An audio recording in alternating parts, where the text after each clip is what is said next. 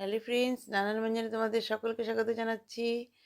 আজ আমি এখানে শাক রান্না করব। এটা বথুয়া শাক। এখন এটাকে বেছে নেওয়া হবে। তো বেছে নিয়ে এইভাবে কুচি কুচি করে কেটে নেওয়া হয়েছে। এখন এটা লবণ দিয়ে একটু মাখিয়ে নেব। আর এখানে বেগুন আর আলু ছোট ছোট করে কেটে নেওয়া হয়েছে। আর কড়াইতে তেল দিয়ে এখন ডালের বড়িটা ভেজে নিচ্ছি। এটা নিরামিষ করে বানাবো। তো এখন এই ডালের বড়িটা ভেজে উঠিয়ে নিলাম।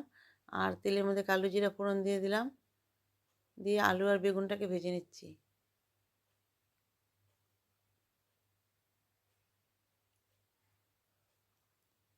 আগে আলুটাকে ভেজে নিচ্ছি, ভেজে নিয়ে তারপর বেগুনটাকে দিয়ে দিলাম, দিয়ে নিয়ে এখন ভেজে নেব। তো আমি ছোটোবেলায় বেগুন দিয়ে খেয়েছি বথুয়া শাক, আর ওর বাবা আবার খেয়েছে হচ্ছে আলু দিয়ে, সেই জন্য আলু আর বেগুন দুটোই দিয়ে দিলাম। তো এইভাবে ভেজে নিচ্ছি। আর কড়াইতে শুকনো লঙ্কা ফোড়ন দিয়ে দিলাম, দিয়ে এখন এর মধ্যে শাকগুলোকে দিয়ে দেবো।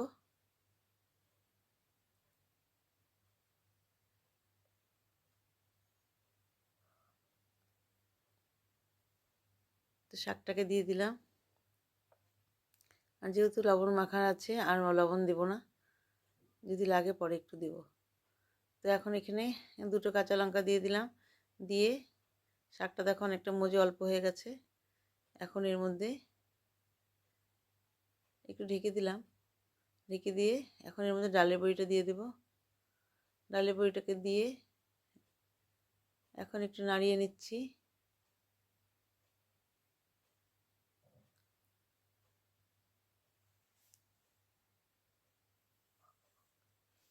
এখন এখানে আলু আর বেগুনটাকে দিয়ে দিলাম, আলু বেগুনটাকে দিয়ে নিয়ে আবার ভালো করে মিশিয়ে নিচ্ছি। এবার ভালো করে মিশিয়ে নিয়ে এখন একটু এটাকে আবার একটু ঢেকে দেব। দেখো ঢাকনা উঠিয়ে এখন শাকটা আমার প্রায় হয়ে গেছে।